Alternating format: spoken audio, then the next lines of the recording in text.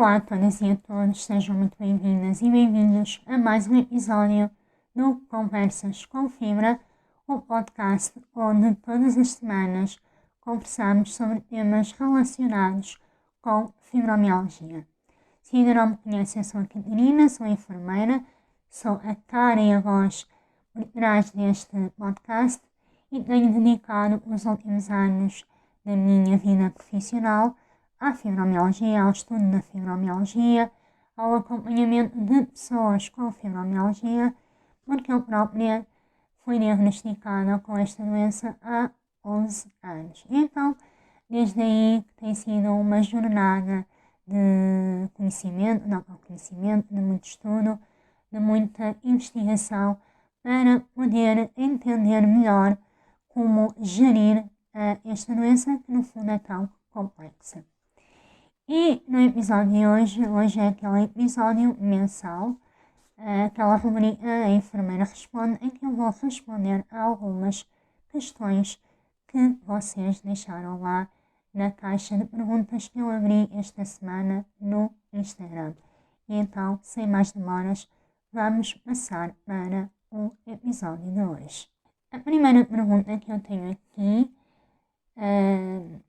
é: o que fazer no começo quando ouvimos do médico você tem fibromialgia? Ou seja, é uma pergunta de uma pessoa que foi diagnosticada muito recentemente e está a perguntar aquilo que todas as pessoas no fundo perguntam nesse momento, quando o médico nos diz você tem fibromialgia, quando o diagnóstico é finalmente fechado e colocado em cima da mesa.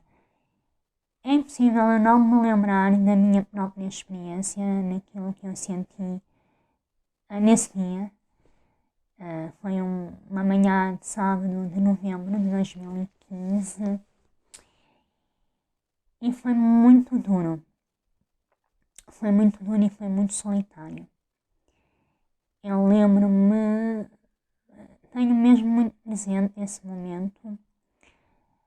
Lembro-me da médica me ter dado o diagnóstico, não é? Fechámos o diagnóstico naquele dia.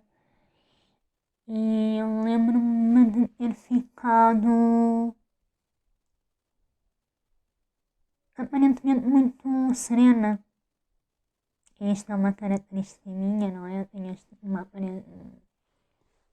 uma postura sempre muito serena, muito calma. E não foi diferente, até porque já havia essa possibilidade, estava em cima da mesa há já algum tempo. E no fundo foi só por um lado foi só um confirmar, mas por outro lado há sempre aquela esperança de que não seja outra coisa qualquer, que vamos curar e vamos esquecer e pronto, passou. Então foi assim um misto de sentimentos. Por um lado já estava à espera, por outro ainda alimentava a esperança de que não fosse assim. Eu lembro-me de ter saído do consultório e quase assim num estado de dissociação. Eu estava ali, mas não estava ali. Acho que foi a forma que o meu corpo e que a minha mente encontraram para lidar com isso, foi dissociar. Mas depois também lembro-me de ter chegado cá fora, estava a chover torrencialmente. E à saída do Hospital da Luz tinha ele coberto, não é? E depois tinha umas escadinhas ao lado para aceder à parte de cima da rua. E eu lembro-me de ter sentado nessas escadas e ter desabado a chorar. E depois mais tarde eu percebi que não era só um choro por causa desse dia, mas era um choro há muito tempo reprimido, acumulado. E então ali foi mesmo o transbordar das comportas, foi abrir as comportas da barragem, digamos assim. E foi um momento muito duro e muito solitário, porque eu estava sozinha E apesar de já terem passado tantos anos, eu ainda me lembro dele com muita nitidez. Mas isto para dizer o quê? Que é natural nós sentirmos esse desamparo quando nos dão um diagnóstico como este. É natural nós não sabermos o que fazer. E aquilo que eu posso dizer a esta pessoa que colocou a questão. Em primeiro lugar, que lamento, não é? O diagnóstico. E a primeira coisa que podemos fazer e que está ao nosso alcance fazer é parar e respirar. Porque é algo que nós não fazemos. Nós queremos logo partir para a ação, começar a fazer coisas, terapias, tratamentos, etc. Mas antes disso, é preciso parar. Parar, enraizar, tomar consciência do que está a acontecer, respirar, dar esse espaço ao corpo para processar a informação. E isto não se estanca, ou seja, é um processo, vai decorrendo. E permitir-nos esses momentos. Esse momento de respirar e voltar. Ou seja, não dissociar, como eu fiz, mas sim a centrar. Eu tenho aqui no canal um vídeo, foi um dos primeiros vídeos que eu coloquei aqui no canal. E também um episódio do podcast. O vídeo se chama Fui Diagnosticada e Agora. E também há um episódio do podcast, acho que é o antepenúltimo, que é algo como 5 coisas que eu faria se tivesse sido diagnosticada agora. E eu quero num vídeo, quero no outro, eu partilho de forma mais detalhada, quase como passo a passo, daquilo que nós podemos fazer quando somos diagnosticadas. Quer em termos mais práticos, quer em termos mais emocionais e reflexivos, digamos assim. Mas eu, assim, de uma forma muito resumida, eu posso deixar aqui algumas sugestões. Em primeiro lugar, como eu já disse, é respirar, não é? Tomar essa consciência. Depois, quando o corpo já tiver percepcionado o que é que está a acontecer, aí sim procurar alguma informação, tentar perceber o que de facto é a fibromialgia, porque muitas vezes e infelizmente essa informação não nos é dada na sua totalidade no consultório médico, por várias razões, não vamos estar aqui agora a falar sobre isso, mas é muito comum pessoas saírem dessa consulta de diagnóstico com uma folha de medicação para tomar na mão, muitas das vezes nem sabem o que é essa medicação e sem saber o que fazer à vida delas, sem um plano terapêutico estruturado para elas e adequado à sua realidade. Então, um dos passos primeiros e principais seria então procurar essa informação, procurar apoio, seja junto de outras pessoas com a doença, seja junto de associações, comunidades, grupos de apoio. Se possível, ou sempre que possível, também procurar um acompanhamento terapêutico mais próximo, digamos assim, que é muito importante. Eu não tive esse acompanhamento tão próximo na altura, apesar de, face àquilo eu vejo o meu acompanhamento ter sido bom, não é? Mas se fosse hoje eu teria procurado um acompanhamento mais próximo para de facto poder estabelecer um plano terapêutico estruturado, personalizado, adequado à minha realidade, para eu ter ali uma bússola para me orientar, nem que seja nos primeiros tempos, porque a vida muda, e este era o último tópico que eu queria deixar aqui, é que não há um antes e há um depois da fibromialgia, ou seja, quem pensar que vai voltar a ser aquilo que era, não, a vida não vai voltar a ser o que era. Nós não vamos voltar a ser o que éramos. Mas o que eu tenho aprendido ao longo destes anos é que isso não é necessariamente trágico, não é necessariamente o fim do mundo. É apenas diferente. E vai requerer uma adaptação, vai requerer integração, vai requerer trabalho da nossa parte, vai requerer muita presença, muita consciência, muito trabalho de autoconhecimento, muito trabalho de amor próprio, de trabalhar muito aqui esta base interna, porque é ela que nos vai sustentar. A primeira base de tudo é sempre trabalhar aqui as nossas emoções, o nosso interior, conhecer-me, porque eu só vou conseguir gerir aquilo que eu conheço, não é? Então eu tenho de me conhecer, tenho de conhecer muito bem como é que esta doença se manifesta em mim, não é na outra pessoa, é em mim, porque é diferente, cada caso é um caso. E então é também fazer esse trabalho, como eu costumo dizer, é fazer a nossa parte. E este é um trabalho para toda a vida, porque nós estamos sempre a mudar, as coisas mudam à nossa volta, a vida muda à nossa volta, a própria doença vai evoluindo, não é? Os sintomas, os tratamentos, as terapias. Então, este trabalho é um trabalho para a vida. E eu não quero encarar isto como um fardo, mas sim como algo que é necessário integrar. É como gerir uma empresa ou um negócio próprio. Gerir uma empresa é um trabalho para a vida, não é? Muitas vezes é um trabalho que nem sequer tira fins de semana, folgas, principalmente quando a empresa é nossa, quando fomos nós que criamos, fomos nós que depositamos ali a nossa energia, o nosso amor, o nosso dinheiro.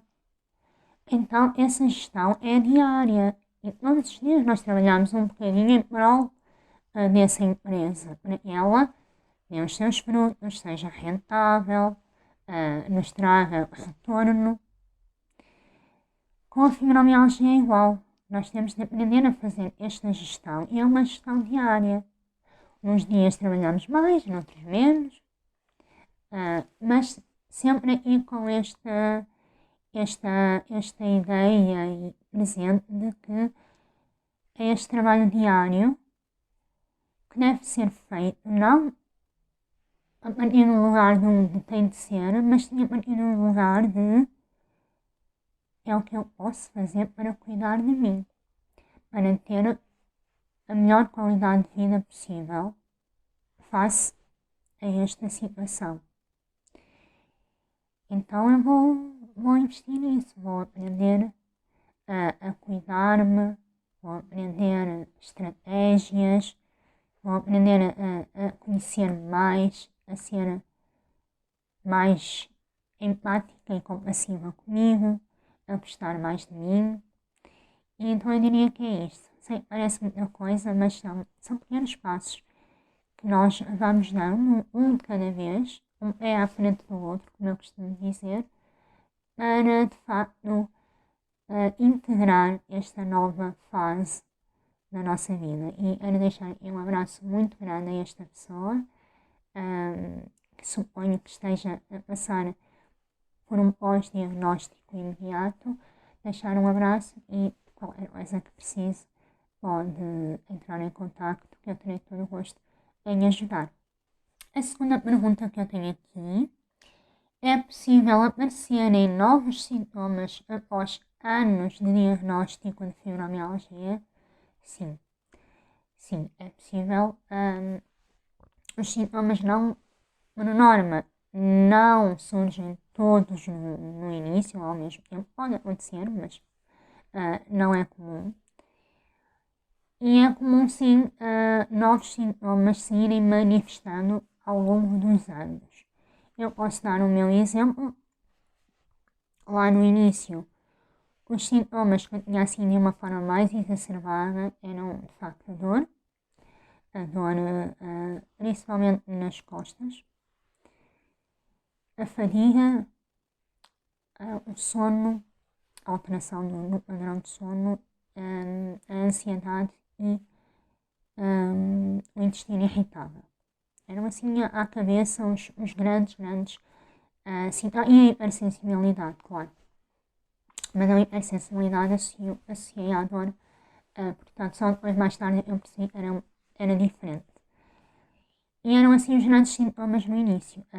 Depois, à medida que os anos foram passando, outros sintomas foram surgindo, principalmente sintomas a nível cognitivo, ou seja, lapsos de memória, maior dificuldade de me concentrar, de foco. Esse tem sido um sintoma, principalmente aqui nos últimos 2 anos, tem sido assim mais difícil de gerir, não vou mentir, e eu acho que é ele que me deixa mais triste, mas é o que é, temos de trabalhar isso também. E sim, além desses outros sintomas que foram surgindo, eles mais estranhos, de hipersudorese noturna, as parestesias, o prurido, a comichão, a sensação de comichão na pele. Outros sintomas foram surgindo ao longo dos anos, portanto é normal. É normal, e até mesmo a própria dor, não é uma dor migratória, por exemplo, no início a dor que eu mais sentia era ao nível das costas, e hoje em dia é uma dor que vai migrando e afeta-me muito as pernas também, os braços, o corpo todo, basicamente. Portanto, até a própria dor vai se alterando e vai assumindo outros contornos. Portanto, sim, é comum. É por isso que a fibromialgia é uma doença tão complexa.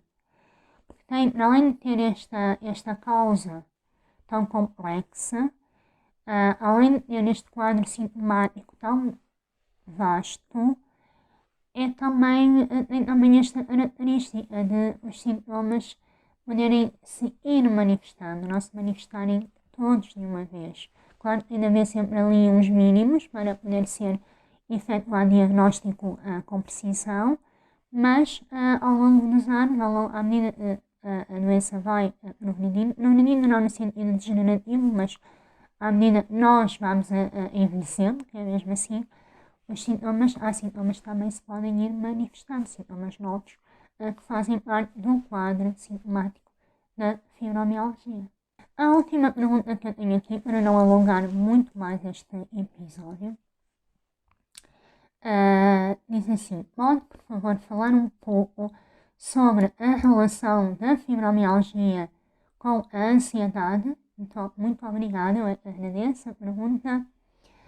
Então, a ansiedade e a fibromialgia, por norma, andam de mãos dadas.